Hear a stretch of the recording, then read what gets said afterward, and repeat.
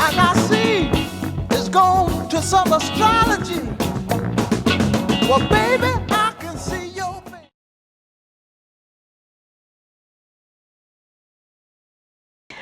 Alrighty, welcome back to my channel. Welcome to I Am Reminiscent, whether you're new or returning, welcome. Alrighty, this is where astrology meets intuition, and we're going to take a look at the cards. I'm going to use the Black Moon astrology cards. I'm also going to use the Black Moon Lilith Cosmic Alchemy Oracle deck, and I have the Tarot of the Divine here as well for any clarifiers I might need. Okay, what message of transformation do we have for the collective? What message do we have for the collective? Okay.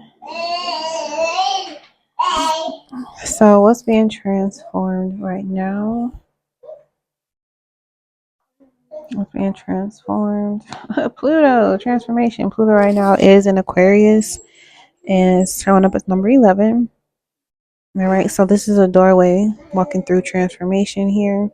The Sun Pluto conjunction is coming up this weekend, so there's definitely going to be a way of seeing ourselves within the group that's going to be completely different how we have before. Supporting this transformation is Void of Course Moon, missing 52, breaking down to a 7. The Void of Course Moon is a time where the moon doesn't have any aspects, which I believe right now it is. It was Void of Course before it went into Virgo. But when the moon is void of course, it doesn't have any aspects to anything, so it's just what they call wandering. The moon, she's wandering, meaning she can get easily distracted or lost into whatever's going on at the time because she doesn't really have no major contacts to make. So you collective or someone else at this time don't have any major contacts, or maybe going through a phase where you're kind of in the hermit mode for a little bit right now, and that's because you're in the middle of a transformation that's going to take place. What's the challenge here? You got genius. Okay, that's the challenge here in Uranus rules Aquarius, where Pluto is currently transforming. Okay, so interesting. I think this is knowing too much, or just knowing, or being a fixed sign. Knowledge. Okay, we're going to get into some clarifiers for that, but that can go in so many different ways with genius and the 9 being here. And we are in the year 9 as well. All right, so the spiritual lesson, we have Moon Soul. That's the spiritual lesson. The challenge is genius, and the lesson is soul. Okay, so this is talking about the higher mind, right? And then the moon here in the support in the lesson is like that mystery, and they both have the number 2, so this is about cooperating with your intuition as well. So maybe that's the lesson, is to cooperate with your intuition and supporting whatever transformation. It's like, you're supposed to do something, but you may feel like because you have to do it, that's why you may be procrastinating or taking your time with something. All right, and then lastly is a sign of progress. We have 9th house faith, 33-6. All right. So you're starting out with transformation. I definitely want to look at these two, and then I'll decide if I need to clarify the soul and the faith card. At the bottom, we got destiny, Yod. Okay. Let's pull from the Lilith first.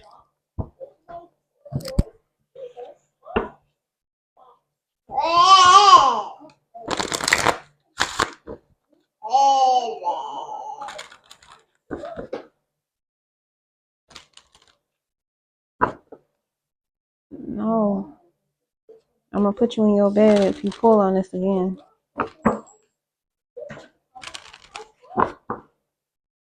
Right, let's clarify these cards. So let's clarify, why is the Void of Course Moon is here? What is missing, or who is missing that's allowing this transformation to happen? Honor your individuality, Aquarius, number 11 again. Okay, so you could be an Aquarius moon or have a strong Aquarius placement, but maybe that part of your life is what's being transformed right now, and maybe that's the part that's being hidden from people, is the transformation of your individuality. A lot of people don't see how, maybe it's they don't know what you know that transformed. Maybe they could be finding out why you're acting differently.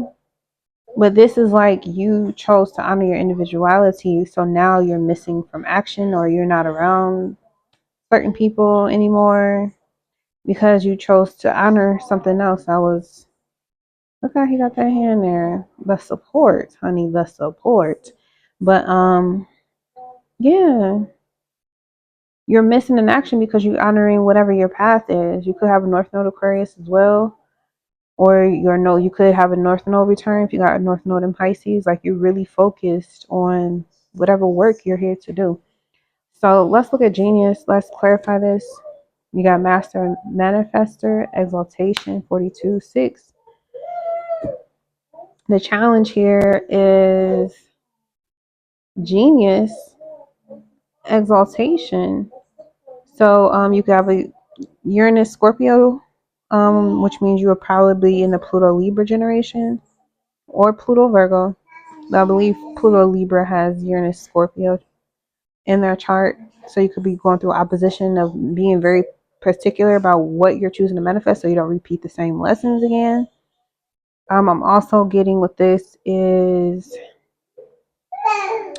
6th house energy, where you, Virgo energy, you know the details of how things work so well. Like you're that master of the mind energy. That's your trip up, is that because you know so much, or you're a library of information. Aquarius is a library. You have to make room for the unknown. You have to make room for the surprises. You have to allow your mind space to allow the universe to just come up with something genius on your behalf, so you don't have to stress yourself out about trying to fulfill every single thing, because your human self has a limitation, and that's called the flesh. And when you get your higher self, your spiritual self, your fleshy self to all work together, the manifestation is that will be your genius hack. Is that you get all of these parts of you to work together to make room for unexpected surprises. Just start putting it into your plans every day when you wake up. Like, today I'm going to have such a beautiful surprise that's going to, lift the vibration of love, joy, peace, enlightenment, money, wealth, health. Like, I'm going to be surprised by the universe today, and it's going to make me so happy. I might cry tears of joy. Like, that's how you manifest, and my bell just start ringing. That's how you can start manifesting that energy. My palm is itching as well. So you could be coming into some genius ways of making money, and you're creating something. This is like 3 of Pentacles to me. All right, let's clarify this. Soul, Queen Jezebel, Magnetic Royal Witch. Okay, the soul of a witch. You could have the soul of a witch, or you come from a line of witches as well. Or magnetic, though. Magnetism has to do with the sun, and metals, fire energy, earth as well.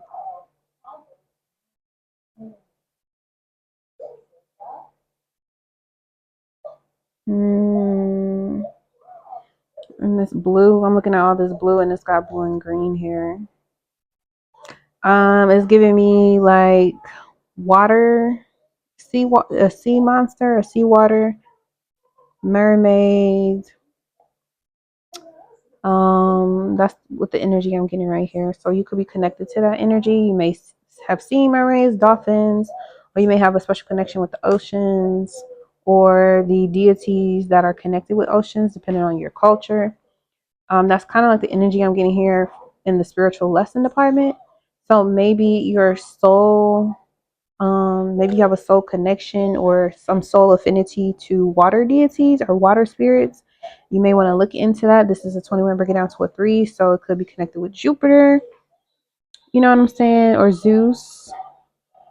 Okay, or maybe look at your Jupiter sign, Jupiter Cancer, Scorpio, or Pisces, if you have that, or also any Earth Jupiters as well. But this soul with magnetic royal witch is like, you have the ability to, your lesson is that you have to remember you have the ability to attract anything. You can attract anything that you want. And that magnetism can also pull in things that maybe consciously you don't want, but subconsciously you've been allowing yourself to play with the idea of it. Okay, and on the negative side, let's just get the negative out the way first. On the negative side, you could be subconsciously attracting cycles that keep you kind of stuck at a threshold. But on the positive and or the more high vibrational, positive, whatever side you want to, whatever you want to call it, the other side of the spectrum is that subconsciously you could be desiring or wanting something, and you're pulling it into your life just because you have this faith here at the bottom, or you just carry this energy that you can always have whatever you want whenever you want it. There is no, there is no for you. Okay, if you receive a no, it just means not yet, not quite. This not really it for you. It's something better. Like that's how you take rejections or detours, even delays. But all of those are giving you time to tap back into your vortex, your energy, your individuality. Because whenever you are missing from your individuality, that's where transformation has to start taking place, or things have to be starting to be looked at on a deeper level, scorpionic, psychological, dark level. And if you're not honoring the darkness of your individuality, then you're going to be missing from the things that allow you to manifest with grace and ease, that highlight your geniusness. Because on a soul level or a subconscious level, you may have been used to attracting things that, are beneath you. So your soul is calling for you to be aware that you're magnetic. Like you're a magnet. You attract whatever you focus on. And the focus is always going to be with, okay, moon soul is water. It's emotional. And going back to those water spirits, right?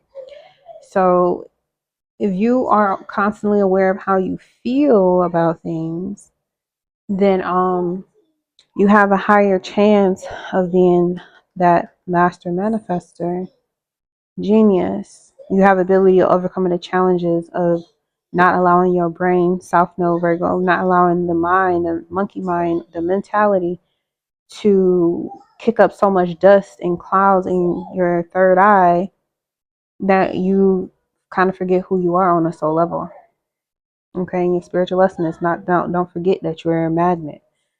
Okay, you was put here on this planet to be a magnet. So attract wisely. Work on the subconscious. All right. And lastly, faith. You got spiritual magic. Okay. And here, going back to that witch energy. Witch, Wiccan. And then you got sexual alchemy here at the bottom. Lilith and Scorpio, number 8. Yep. So this could be sex magic. Practice carefully and with integrity. That's all I'm going to say about it. But this card talks about candle magic. Okay, your faith, you have to have faith in the Most High. Got your back, is able to see things while you are allowing yourself to surrender or suspend yourself, hangman, in the air, and allow spirit, your higher self, your source, wisdom, to do the brunt of the work, and you just focus on being a magnet to what it is that you want. And again, this is on the soul level. We're talking emotions now. And you have feelings, and the longer you hold on to feelings, they become emotions. They create oceans. Okay? So if you are doing any spiritual magic, I would advise or suggest with this purple and blue here to maybe buy some blue or purple candles. The blue candles are good with opening up communication channels, and purple is really good for, of course, higher thought, crown chakra energy, connecting with the goddess Sekhmet, like in the book, the goddess book. Why can't I think of that damn book? Sacred Woman book. There you go. Sacred Woman book. They got those colors too on there. The Sacred Woman. Okay. What came out was the Justice, the Lovers, and the Ace of Swords. Yeah. It's about making a balanced, right decisions. Eight of Wands at the bottom. When you do that, things come in clearly because your mind is clear. You're standing in your authenticity. That's what makes it easier to manifest. That's your geniusness, your authenticity, your individuality, your spirituality. Okay, I haven't used these cards in a minute. All right, can we clarify Master Manifester?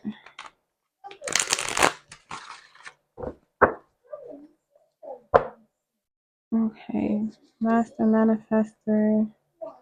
We got the Fool card. So this is something new, ingenious. Maybe that's what the challenge is. It's something you're manifesting, something new that you've never done before. Yep. King of Swords is very logical, very intelligent, wise, has the sword of wisdom. So you have the knowledge to do it. What are you holding back with this Four of Coins? What are you afraid of? The swords have to do with relationships and thoughts. You're having negative thoughts, or someone not being there, or someone not to share it with, or people not understanding you. Ace of Coins. Page of Swords. There's definitely going to be people there watching or supporting. Somebody's going to support you. Yeah. The sun is here. Everything's going to be okay. Let's look at spiritual magic. Okay, we got the Four of Swords. So this could be prayer. Yep. High Priestess here. Page of Wands. Okay, that's the fire. Good news. There's good news regarding a decision or a relationship coming in. Okay, Seven of Wands. Okay. It was protected through divine timing. Nine of Wands. Something is at the end. Yep, death. Yep, something is ending. Yep. Six of Swords. Moving on. Queen of Swords. We got the King of Swords and the Queen of Swords. So you're heading to this Queen of Swords, or this Queen of Swords could be you. And here's the Three of Cups. This usually is a card of celebration. Let me get one more. Yeah. You pulling up to a party, or you pulling up somewhere where there's groups of people, family or friends. Or this is just telling you to have faith that whatever project or whatever initiation or initiative that you're working on is actually going to turn out the sun just fine. And the Empress is here too, which this is like our Mother of Guadalupe. This is like a version of the Virgin Mary. That nurturing, mothering energy, again, water spirit. If you give offerings, it could be flowers or roses. You can give to the Mystic Rose when you get a chance. Yeah, the Empress, whoever this Empress is, it could be a mother figure, a divine feminine energy, or a spiritual guidance system that's been channeling or sending you synchronicities. Okay, so we got the Queen of Coins, which again is that nurturing, mothering energy. That's putting in the physical labor. That's putting in the labor. This is the labor has already been done. Nine of Pentacles coming before the Empress, where it's like you got work done, and it's like you taking like a little break to observe the work you done, and then the Empress here is like it's completed, like it's done, right?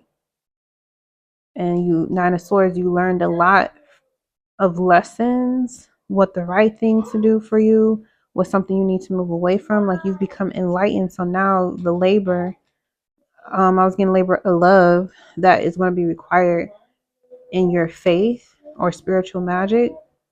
It's going to be easier for you to accomplish because you went through Wheel of Fortune, the necessary changes. Yeah, you chose to be a princess to this goddess energy and continue to work on something that has a promise. Yeah, Temperance.